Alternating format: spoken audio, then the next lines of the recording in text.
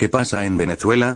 Ve las noticias hoy, este informador está codificado, no te mentirá, todo lo que se dice acá, es verdad. Nicolás Maduro Moros es un político, diplomático y dirigente sindical venezolano que ha ejercido como ministro de Relaciones Exteriores entre 2006 y 2012, como vicepresidente de la República desde, Wikipedia fecha de nacimiento, 23 de noviembre de 1962, edad 56 años, Caracas estatura, 1,9 m mandato presidencial, 19 de abril de 2013, educación, UE José Ábalos hijos, Nicolás Maduro Guerra padres. Teresa Moros de Maduro, Nicolás Maduro García. Es más fácil para Trump hacer un trato con Putin en Siria que en Venezuela. Andrei Kortunov, director general del Consejo de Asuntos Internacionales de Rusia, habla en una entrevista con BBC Mundo sobre los importantes intereses económicos y geopolíticos de Moscú para permanecer en Venezuela. 4 mayo 2019. Más noticias. Que falló en el levantamiento impulsado por Guaidó y López en Venezuela, y cómo queda ahora la oposición. La oposición y el gobierno de Venezuela parecen haber llegado a un empate técnico. Ninguno logra derrotar al otro. Ambos tienen grandes fortalezas que no están dispuestos a perder y ambos tienen debilidades que no quieren exponer. A esa conclusión llegaron varios observadores de la realidad de ese país tras los sucesos de esta semana, que incluyen nada menos que la escapada del líder opositor Leopoldo López del arresto domiciliario y nuevas protestas y enfrentamientos entre manifestantes y fuerzas de seguridad. Las 5 veces que la oposición de Venezuela anunció la ofensiva final contra Maduro, y por qué no tuvo éxito hasta ahora. Ninguna de las partes tiene la capacidad de vencer a la otra, le dice a BBC Mundo Jennifer McCoy, latinoamericanista de la Universidad Estatal de Georgia, en Estados Unidos. El gobierno controla las armas y tiene aliados internacionales importantes, pero carece de apoyo popular. La oposición tiene un respaldo internacional más amplio y una población harta, pero no ha podido persuadir grandes deserciones ni movilizar protestas masivas sostenidas, añade. Desde que el 23 de enero Juan Guaidó fue reconocido por medio centenar de países como el presidente encargado de Venezuela, las fuerzas políticas de ese país, con el apoyo de diferentes actores internacionales, entraron en un juego de presiones. ¿Qué falló en el levantamiento impulsado por Guaidó y López en Venezuela, y cómo queda ahora la oposición? Un juego lleno de simbolismos, conciertos en la frontera, disputa por la ayuda humanitaria y masivas y constantes protestas, que en la práctica no parece haber cambiado nada. Nicolás Maduro sigue en el poder, la mayormente opositora Asamblea Nacional sigue sin poder legislar y, en general, los actores políticos continúan sin reconocer al otro como tal. Mientras tanto, la dramática crisis económica del país está intacta, hay apagones nacionales durante días y la hemorragia de emigrantes a países vecinos parece convertirse en una crisis de refugiados.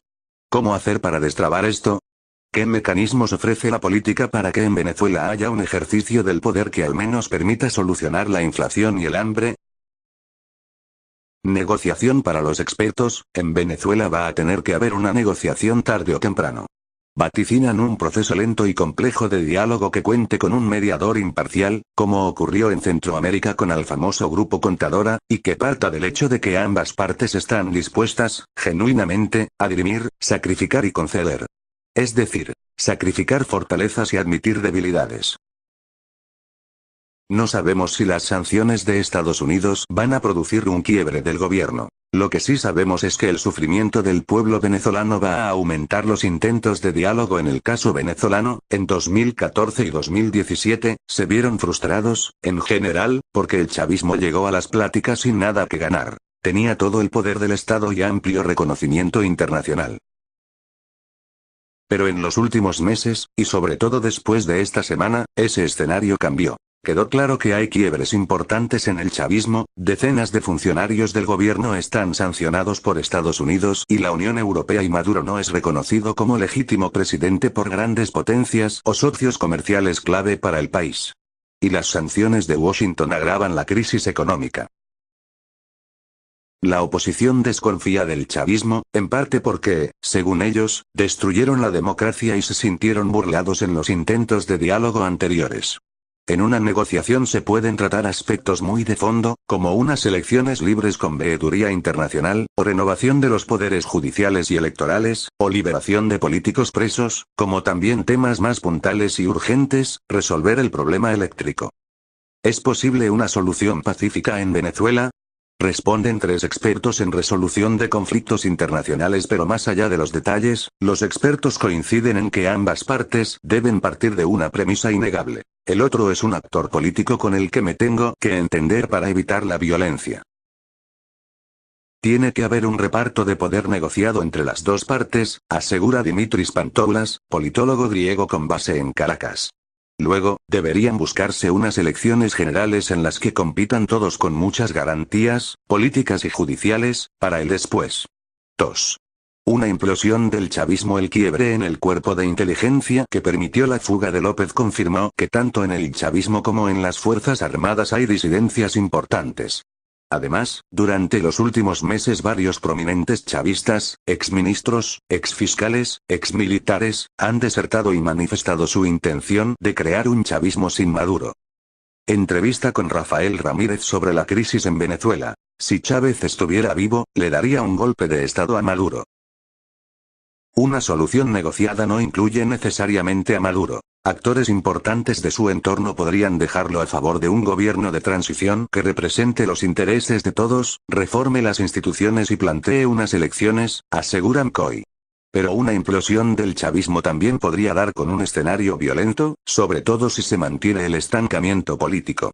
Los llamados colectivos, por ejemplo, son grupos armados chavistas de civiles que también sufren la crisis económica y ya han manifestado descontento con Maduro. Son colectivos contrarios a la oposición, a la que ven como una derecha extrema apoyada por Estados Unidos que combatirá su fuerza y privilegios. Pero también son herméticos y heterogéneos factores de poder militar y territorial que pueden agudizar la violencia en varios sentidos, incluso en enfrentamientos con militares, como ocurrió en pequeños episodios en los últimos años. Crisis en Venezuela. Estoy dispuesto a morir por la revolución, hablan los colectivos que resisten en la defensa de Nicolás Maduro. 3. Implosión de la oposición. Como ocurrió durante las protestas de 2014 y 2017, algunos creen que la oposición se puede volver a dividir y perder el impulso.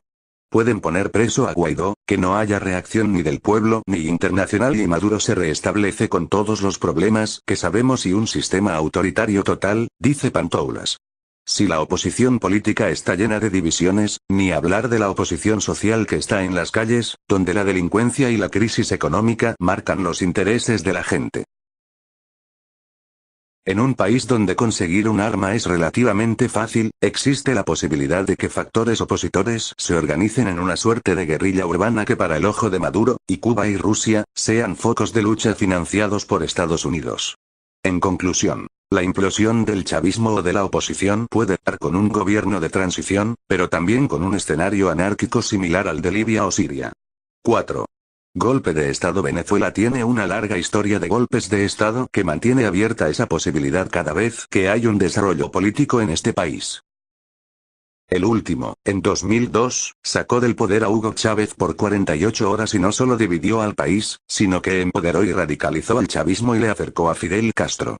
Los llamados de la oposición a las Fuerzas Armadas para unirse a su causa han ido creciendo en los últimos años, hasta que Guaidó, este año, lo convirtió en una de sus principales estrategias. Lo repitió este martes, rodeado de una decena de militares. Crisis en Venezuela. 4 figuras clave de las Fuerzas Armadas. Es difícil saber cuántos o qué militares están dispuestos a rebelarse a Maduro, pero Guaidó asegura que son muchos y varios especialistas en Fuerzas Armadas venezolanos reportan un descontento generalizado. Ahora bien, la disposición a rebelarse no necesariamente implica apoyo a la oposición. Vladimir Padrino, el jefe de las Fuerzas Armadas, se ha mostrado leal al presidente. La Fuerza Armada Nacional Bolivariana se declara esencialmente antiimperialista hace casi una década y muchos de sus miembros desconfían de una oposición aliada con Washington. A este escenario, además, entra el poder de los colectivos, originalmente creados para defender a la revolución. Un golpe de Estado puede acabar con la parálisis política, pero no garantiza paz ni soluciones a la crisis general del país, dicen los observadores.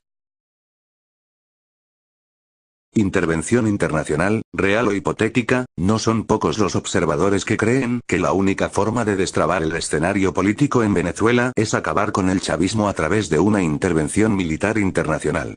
Citan, por ejemplo, el caso de Panamá en 1989, cuando el operativo Causa Justa, gestado desde el Pentágono, derrocó al gobierno militar de Manuel Noriega y se considera el inicio del proceso democrático que continúa.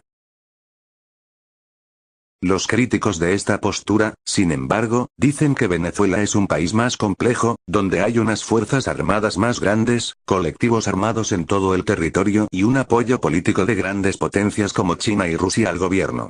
Con los desarrollos de los últimos meses, Venezuela se convirtió en un escenario de lucha entre grandes potencias que dificulta y, sobre todo, relativiza el éxito de cualquier tipo de intervención. El gobierno de Donald Trump insiste en que todas las opciones están sobre la mesa y algunos creen que mantener abierta la posibilidad de una intervención, más allá de que la haga o no, puede ayudarle en la campaña por la reelección en 2020.